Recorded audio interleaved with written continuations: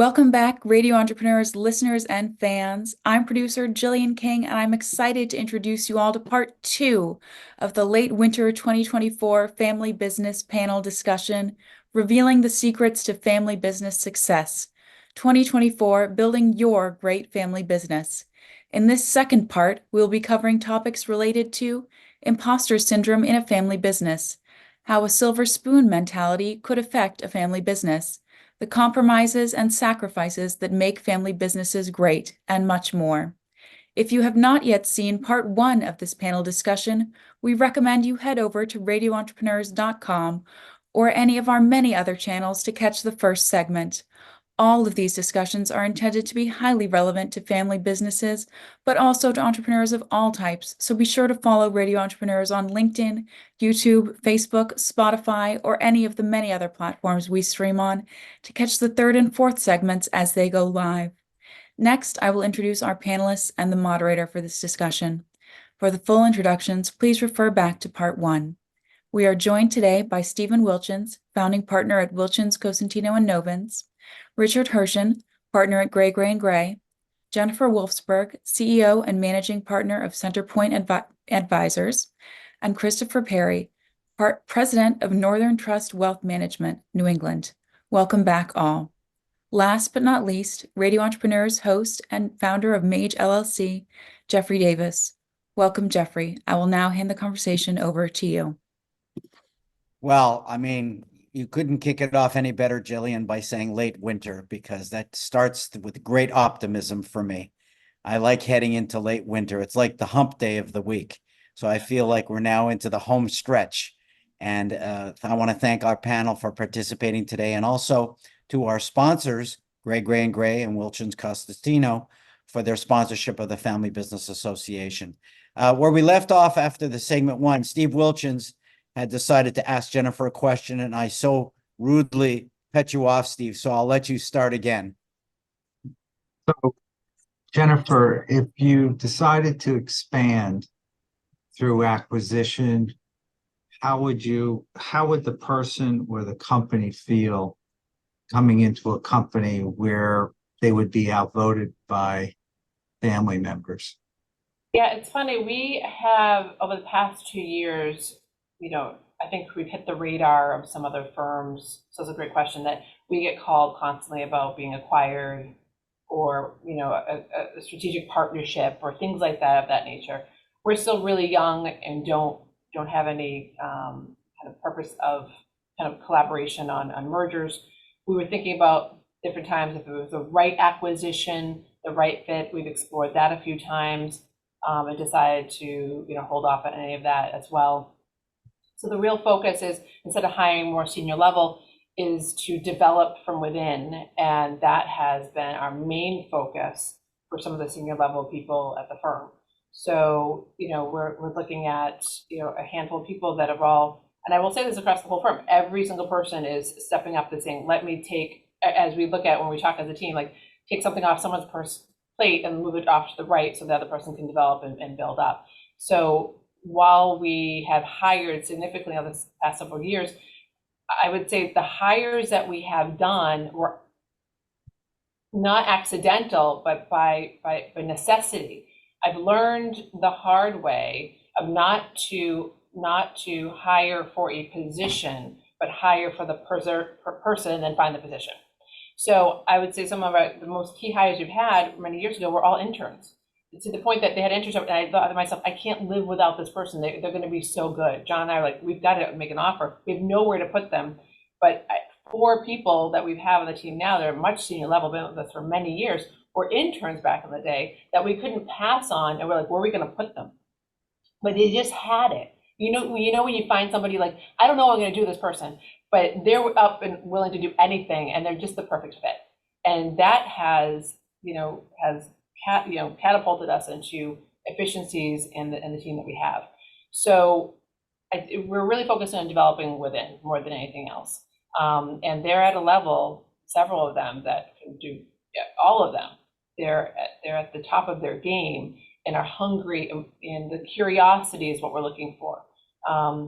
When I talk about culture, about them, and like I said on the first part of the series, is that they're very supportive of each other.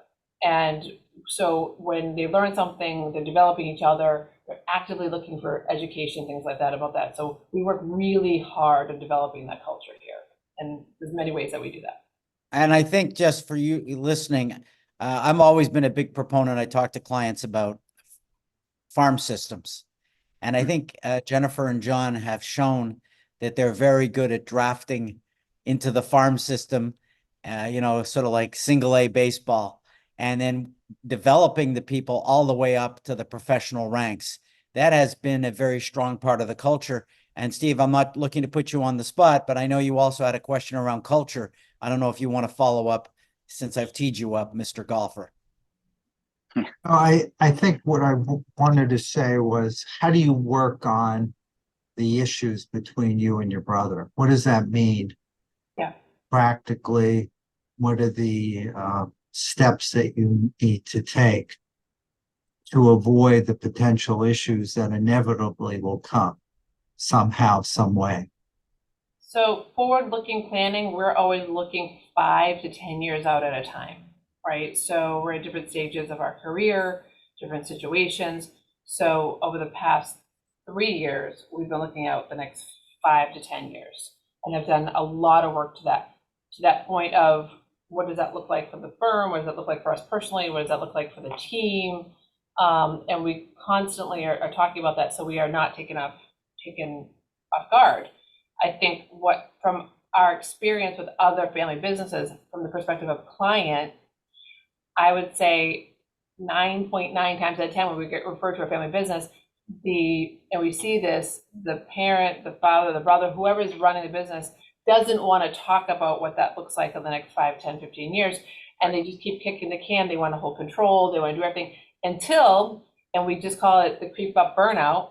And COVID was famous for this, that someone did it go, I'm done, I want out. And you're like, what do you mean went out? And now that family and the company is in turmoil of how do we do this? Someone gets sick, they have no plan. Someone gets burned out, someone gets divorced. And so we have learned from our experiences of dealing with families that have gone through this on the business side to avoid that on our side, going, God, how did you not know that? We've had this creep, the burnout creep for many years that we see with many families. And we fortunately, have spent a lot of time in the culture to avoid that for ourselves personally and for the team, hiring more and developing, making sure that we have the right client profiles along the way. But to your point, Steve, because you've gone through so much with clients and seen the ricochet of negativity that happens to a family business and to the company and their employees by people avoiding that discussion, we've made it a priority. Do you feel Jennifer, as you're building, sorry, Chris, as you're building out your team and the next generation, do you feel any that you're compelled to continue this family business in the next generation? Or are you looking at it and saying, if there's family members that are qualified to take over and run it, great. And if not, there's other people here that will take over and run it. Absolutely. Yeah. Yep. And they may be part of the whole thing. It doesn't have to stay family business. We would love, it to continue to be that. But we don't want people to do anything that they're not comfortable doing. And I think that will be a mix of family and, the existing team. So, and that's the ultimate goal. But there's look, we didn't know we were going to be a family business. We had no indication. I wish, my father back in the day would, say you're going to own your own business one day. I'm like, no, I'm not. There's no way. I don't want to do that. I just want to do that. And then when it happened, he's like, see, I told you. And I was like, I just never, if you asked me many years ago this way, no way I would never do this. And, but you find yourself, and I think some people always want that, or the family puts them into that. Ours kind of led us into this. And now I can't think about how else my career or John's career would ever be. Like I said before, we have 2 other brothers, one's in finance, one's not, but they do something very different. They're awesome. Their personality is completely different than John's and mine. But I'd say, it's a joke. No one would want to work with me. I mean, Jeff knows that. They wouldn't want that. I have 2 brothers. They wouldn't want to work. We're very close as a family, but they would, I think they would probably say they'd kind of run away. John's the only one that can is kind enough, I think, for me. But with that in mind, the culture to develop people, when I say we work really hard on the culture here, we do things together. We go to Topgolf. Like, there's times I work late because I want to talk to the team about, individually. John and I spend time individually with everybody, talking about their goals, on a very social level. We know everything about their families. We know, we actually do things together with their families and things like that. So we want to know what's important to them so that we can fulfill that. And everyone doesn't want to be an owner of a firm. Some people are just like, look, I want to work balance, life work balance, etc. So I think spending time, I just don't want them to ever feel like they're a number. And I think they don't feel that way. And people that have always been with us, it's a little bit different. People that have worked in other companies, that is different. They have a comparison. But, when you spend so much time at a firm, regardless of the size, and with each other, you want to have fun. Life is hard enough, right, every day. And the job that we do, we can't control the markets. We can't control a lot of things. But I can control the energy. And that's when we hire, it's actually torturous for the person that we end up hiring, because the amount of interviews we put them through is like ridiculous, because we tell them, we can teach you finance. I can't teach you work ethic, personality, how to deal well with the culture, how to get along, things like that. I'm like, I can teach you finance, but I can't teach you these other things. So if one bad hire will destroy the culture of this firm, and we tell that to anybody new. And so when we hire people, we go, you're gonna go meet with everybody. I don't care if it's not even your department, because if you see them in the kitchen, it's going to be important. So I think that's, I've heard a lot of negative feedback from other people that we overlap with in other companies, going, why do you care? Like, who cares? Like, it's your company, what they call my football, my rules, kind of thing. I'm like, yeah, inevitably, I work for them, right? That's the thing. Like, if you get to that point of saying, how can I make your life better and easier and fulfilling, it comes back and it shows in the culture. So I do truly feel that we work with them. They don't work for us. And I will say, without giving away any stories, that when I have seen Jennifer put her foot down, it's usually around someone, and she doesn't care how big or small they are, who wants to work outside of the culture. Yeah. She is totally intolerant of anyone being outside of the culture, which I respect. Anybody want to take the next question?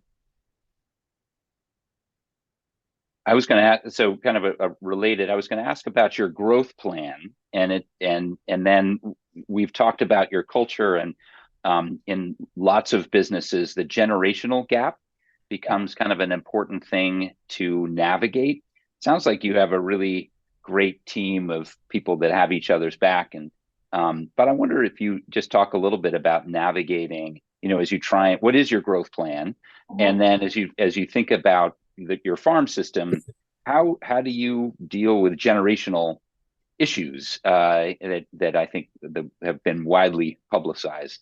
Yeah. So we are fortunate that we have ages from 59 all the way down to 24 years old. So when I say, our senior level people, they're in their mid to late 30s, some are early 40s. So we kind of hit, like, almost by accident, the right ages and experiences. And what's been helping on the development and building of the firm is that for many years, I was always talking to the kids, right? They knew Centerpoint, I'd help the kids, of our clients understand things. Now the rest of the team is helping, like, those kids now who are now earning and doing well. And because the team has developed so much, that it was a little bit daunting, but I'm like, well, then that means we're doing the right thing. Is that I'm stepping out of meetings, like, I don't actually need to be in this meeting. John doesn't need to be in this meeting. So, like, the growth plan is like, and they want to do that. They come to me, they go, what do you want to do? I want to do the meeting by myself. I'm like, all right, good. Like, let's see, you know what I mean? And so for a long time, I'll be honest with you, Chris, like, I was like, I got to be in the meeting. They got to see me. They got to see John, and I'm like, no, they actually don't. And that's catapulted the growth of the firm. And then, John and I don't need to be part of everything. And I will honestly say it's often better when we're not for the growth, because sometimes it gets a little bit intimidating if I'm in the meeting and they can't be themselves a little bit because they're trying to develop themselves. So we've gotten more streamlined over the past, to be honest with you, 2 years of our client profile, because we do so much between wealth management, investment management, financial planning, and family office services, that our client profile is getting so complex of what a family needs from us, of not just investment management, but bill pay and counseling and estate planning collaboration and tax planning collaboration, all these things that we're involved with, and talking to, teams at Gray, like if they, you know what I mean? Like, to make sure everyone understands where we're at, or we're paying estimated tax bills, things like that along the way, that we've had to say no more than yes. And so, because it just takes more time. I think we can all agree that when's the last time you had even something personally to do that it took you one phone call to get it done, right? Like, oh, I missed the person, they called back, I missed this, I have to call, they hung up, like, I gotta follow up 15 times because I know that's not gonna get done. We're doing that now, why we've had to hire two more people, and that's resonating with families that go, I don't have time for this. If you guys can take more off our plate, that's great. And so that's what's been developing the team here, like really the growth of isolating what a family needs to be there for them. But it gives an opportunity for the junior people to really make an impact, which they love. Yeah. So First Republic had amazing culture in servicing clients on the banking side. Okay. And customers certainly understood that. How do you translate your culture to your clients? So it's funny, all of our clients come from referrals from existing clients or from centers of influence, people, other advisors, the tax advisors, the state attorneys, the divorce attorneys, things like that. But most of them come from families. Like in one family, they refer literally the whole family. We have families that literally have every single brother, their children's children, like all the way down. So it is hard. That's a great question. It is hard when you're trying to describe what you do, other than just traditional, like our industry. So investment management, wealth management, they're all like this kind of empty words, to be honest with you, until you experience something with a given firm. And so when we talk about what we do and the things we take off their plate and the follow-up, I think there's a tremendous lack of communication in general in our society right now, especially with customer service. So when we are constantly following up, like, we took care of this, just so you know, we took care of this, they are like, oh my gosh, you guys are like so high touch, and you understand that. It is hard until someone experiences our team for probably a good solid year, going through multiple cycles of tax season, year end, things like that, to capture that true customer and client experience, unless they've already talked to a family member that says, oh my gosh, I already took care of that. So we can describe it, but the problem is, until a family or individual or couple is ready to relinquish control of a lot of things in their life, and they just get to this breaking point, I can't handle anymore, it is hard to demonstrate that, to be honest with you. It'd be like in any industry as an attorney, like, how can you make this better? How can they improve this? Until they understand what their true needs are, or they've heard it from somebody else that's been through the exact same process. So that's a challenge. So Jennifer, from everything you've learned through the years of working in a family business, working with your brother and nephew, what's one piece of advice you would give someone who's going into a similar situation? With a family business and who to select? Yeah, or just anything about working in a family business. I would make sure that your value system, which you think, obviously, if you're in the same family, you think your value system's the same. It's not necessarily the case, right? So your value system's the same. What's important, spending a lot of time before together, understanding financial backgrounds of each other, understanding their needs. Like I said, I can't say enough of like what the other family, spouse, etc. Do you have a good relationship with the spouse or significant other or partner and their lives and their children? I think that's really important. And making sure that you have clear lines of this. Look, John and I talk about business all the time. We have to. I mean, we're at Christmas dinner and like so-and-so gets sick, they're not coming in the next day, right? Like, so the lines blur when we're home. I mean, there's no doubt. I got a text message, so-and-so's kid's going to, whatever. But having clear lines of communication, I overtalk, as you can imagine.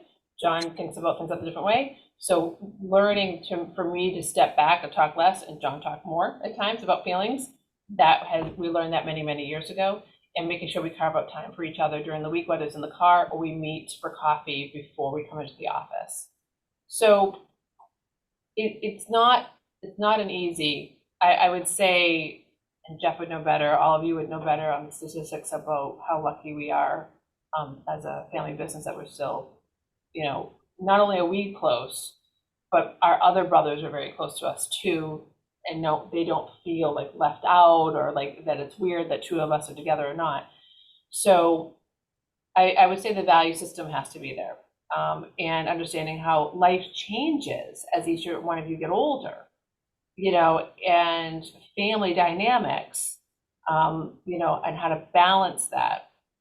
When I met, when John and I first started, as a partner, he of course has 4 amazing children. He has 4 children. He's busy, you know what I mean? But he was always here, killing it, like all the time, whatever. I did not have children. I adopted much later in life, and I adopted a teenager. And it sounds crazy, long story, but I adopted a teenager. So the joke is like, I jumped into the chaos. And so the joke with John is like, I've been living it, all my life. So John, it was a nice actually talking point, for our relationship too, of him laughing at me most of the time, but it was good, you know what I mean, and stuff. So, but the value system has to be there. Just because you're in the same bloodline or same family doesn't mean you guys have the same priorities. Does that come from your home, the values? I mean, your parents? My dad was a very hard worker. My mom was a stay-at-home mom. He had very little knowledge of finance, nor did she want to. So that's why I went into finance, to be honest with you. We didn't have a lot of money growing up, so we all had to pay for a lot of things ourselves, hence why we gravitated to finance.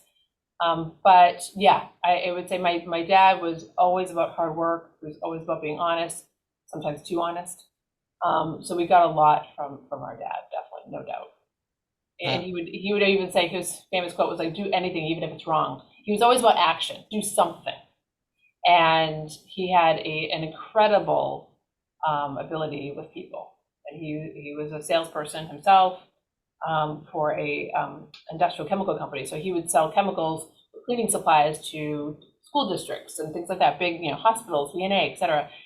And, of course, when you're young and you're embarrassed by your parents and all these things, I will say, even at my age, when my dad passed away a couple of years ago, at his wake, when the amount of clients, even though he had been retired, that came, that I knew their names, but I didn't know them, the respect that he had, your dad would come and just sit down in like the supply room with the head, maintenance guy and talk. He knew everything. He's like, your dad knew about my grandson. Your dad knew this. He had an uncanny ability with people.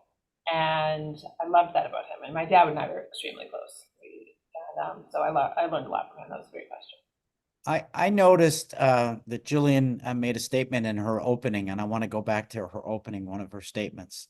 She mentioned the imposter syndrome, and I've heard a lot over the years from family businesses about the imposter syndrome and feeling that they're the right person in the right position that deserve what they have.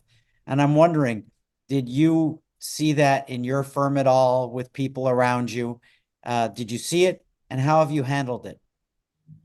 So tell me a little bit more about that theory of the imposter syndrome, so I can understand it a little bit better.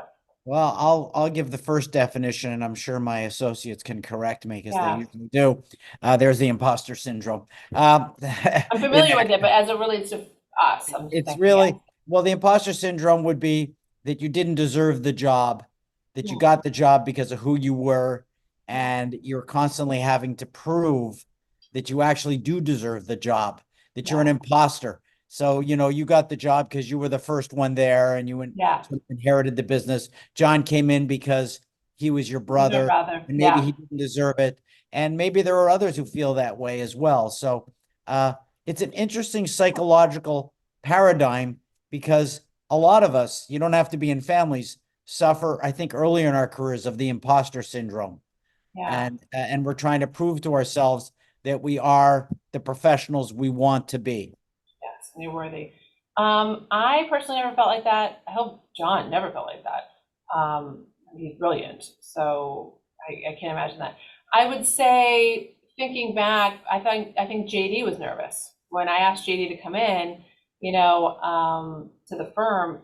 He has, and I probably still does, have a tremendous amount of stress of saying, like, I am the son and nephew and godson in the firm, and so he has always strived to work harder, to be there, to get certifications. He's a CPA, CFA, very bright, very humble gentleman. And I think he was extremely nervous about what that looked like. And I was not concerned. I knew it would be difficult on him, but I would never have asked or even, considered asking if I thought he couldn't handle it and that he wasn't indeed the best person for the job, regardless of family. And I just knew it would be a good fit, culture-wise. And so for the first couple of years, I know he was running, like sprinting, to try to prove to everyone here. And I'm like, stop proving. You would have been the perfect candidate regardless of your name. But I think if you asked him at some point, I think he did struggle with that. Probably. We probably have time, depending on the length, for another question. Does anybody want to jump in? Sure, Jeff, you mentioned the opening, and the silver spoon was also mentioned.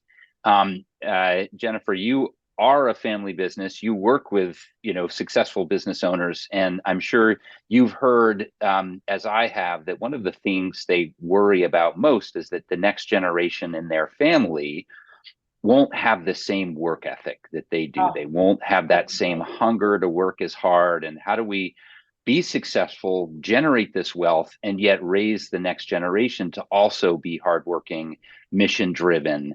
Kind of a two-sided, like, how do you deal with it in your own family? And then what do you say to businesses that work with you who have that problem? It's funny you said that. There's a couple of things as it relates to the clients we work with, right? So I see that. I have an estate attorney that we worked with for many years that said the first generation makes the money, the second generation, spends it, and the third generation wastes it, right? And unfortunately, that often is the case. So from what we see on the wealth management side of the families that we've and unfortunately had to work with for many years, that they don't have the right system in place for that.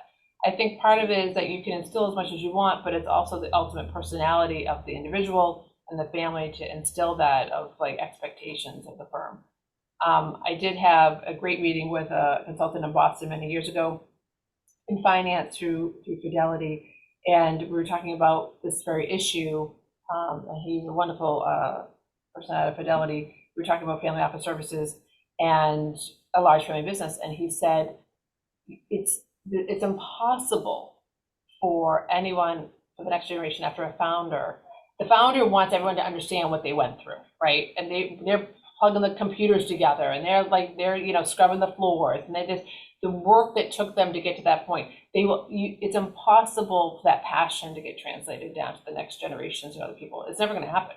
So stop thinking that's going to happen, because, and you may have seen it, the only hope that you have is when the second generation was like going without because they were waiting and watching that parent or parents working late hours, and while they didn't have to do it, they saw it happening. They can kind of remember that. So what he was saying is just like, you're never gonna have that. It's not possible, because they can't go through that, and so I think that gets back to how they're raised, how much they have. I think it's natural that as parents, you want your children not to struggle as much as you did. And then, but that, to the point of the silver spoon, to your question, Chris, is like, we see it all the time. And these kids, like for multiple generations, even if they're not in the business, but they have now so much money, they may not work in the business, they have no concept of really what that took to get there. And that's unfortunate. And then it goes full circle. They lose all the money, and then the fourth generation has to start over, and it's a cycle, right? And unfortunately, we see that often. We try to avoid that by working with families, but I don't know if there's always the right special sauce for that, to be honest with you, to figure that out. I think a lot of it has to do with the individual. While we have many other families that are very successful, and the kids may not be in the business, but on their own are extremely successful, they just have it in them. They have that curiosity, and the family has money, but they want their own. So I think it's a blend of like who they are as well as their family. Well, I think everybody can see that this whole segment and series of segments is about sharing the success of family businesses. And clearly, Jennifer and her brother, John, have found the formula, the secret spice and the secret recipe. And we all hope that she continues to make this recipe work for everyone at Centerpoint Advisors. Jennifer, I want to thank you, but I want to turn it over, as I'm supposed to Jillian King, the producer for Radio Entrepreneurs. Thank you. Thank you, everyone. What a stirring discussion about what it takes to make a successful family business. That wraps up part 2 for this late winter 2024 FBA Family Business Panel discussion. Thank you to all our listeners and viewers who have tuned into this panel. Links will be provided in the video's description below to part 1 if you didn't already hear it, and to parts 3 and 4 to hear more on these topics. And if you're a fan of our videos, please be sure to like, comment, share, subscribe, and press that bell button. Radio Entrepreneurs is also active on LinkedIn, so follow our page there as well for more business advice and riveting business discussions all year round. Until next time, goodbye and thanks for listening. We'll be back with more stories on Radio Entrepreneurs.